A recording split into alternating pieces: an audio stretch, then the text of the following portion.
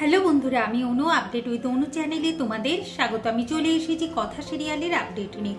কথা সিরিয়ালে দেখা যাচ্ছে যে ম্যান্ডি প্রান্তিককে জানিয়ে দেয় যে এভি কথা এরা সবাই মন্দিরে যায়। প্রান্তিক তো আগে থেকে সাবধান হয়ে যায়। এভি কথা মন্দিরে প্রবেশ করে, এভি কথাকে আগলে আগলে রাখে।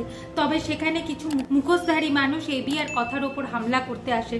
তবে তাদের পায়ের ছাপ দেখে কথার মনে ডাউট হয় যে প্রথমবার যখন পায়ের ছাপ দেখেছিলাম সেইগুলো বড়, এইগুলো ছোট, ব্যাপারটা কি সেটা কথা বুঝতে পারছি। এরপর যাই হোক, এখন ওরা ভাবে যে যদি আমরা বেশিক্ষণ থাকি গ্রামবাসীরা জানতে পারে তাহলে তো আরো সমস্যা বেড়ে যাবে। তাই তারা ঠিক করে যে আমরা সার্কিট হাউসে ফিরে যাব। জুনি এইদিকে ওই সাধু বাবাকে দেখতে পায়, কিন্তু বুঝতে পারে না যে সাধু বাবা এখানে এরকম লুকোচুরি করছে কেন, ব্যাপারটা কি, এই মন্দিরে কি হচ্ছে।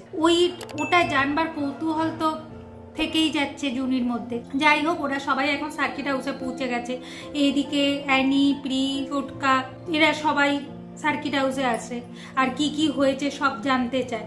কিন্তু কথার মধ্যে থেকে ওই সন্দেহটা যাচ্ছে না যে পায়ের ছাপগুলো কি করে ছোট বড় হয়। এখন এবি বলে যখন সময় ছিল তখন বলিসনি কেন, এখন বলে কি হবে। এই নিয়ে তো তাদের মধ্যে একটু ছোটখাটো ঝগড়া হয়েই যায়। এরপর দেখা যাচ্ছে গগনবাবু এসে জানায় যে তারা যেন আজকে রাতের বেলা কোনোভাবেই সার্কিট হাউসের বাইরে না যায়। যক্ষিণীরা যতটা খতরনাক, এর থেকে গ্রামবাসীরা আরো বেশি খতরনাক। ওদের বিশ্বাস যদি একবার ভেঙে যায় ওরা নাকি রুদ্ররূপ ধারণ করে। যা শুনে কথাই এবং সবাই অবাক হয়ে যায়। এখন জুনি খুব চিন্তিত যে জুনি জানতে চাইছে যে ওই মন্দিরে কি হচ্ছে আর সাধু বাবাই বা ওই মন্দিরের সাথে যুক্ত কিভাবে, আর ওই সাধু বাবাকেই বা আমার কেন এত চেনা লাগছে। এইসব জানবার জন্য জুনি ঠিক করে যে আমি একা একাই মন্দিরে যাব। কথাও এইদিকে ভাবছে যে যতক্ষণ না এই মন্দিরের রহস্য ভেদ হচ্ছে ততক্ষণ আমরা এখান থেকে বাড়ি ফিরবো না। আগামী পর্বে দেখা যাচ্ছে যে কথা জানলা খুলতে গিয়ে এবির ওপর পড়ে, অন্যদিকে জুনি একা একাই মন্দিরে চলে যায় আর মন্দিরে গিয়ে সে বিপদের মধ্যে পড়ে।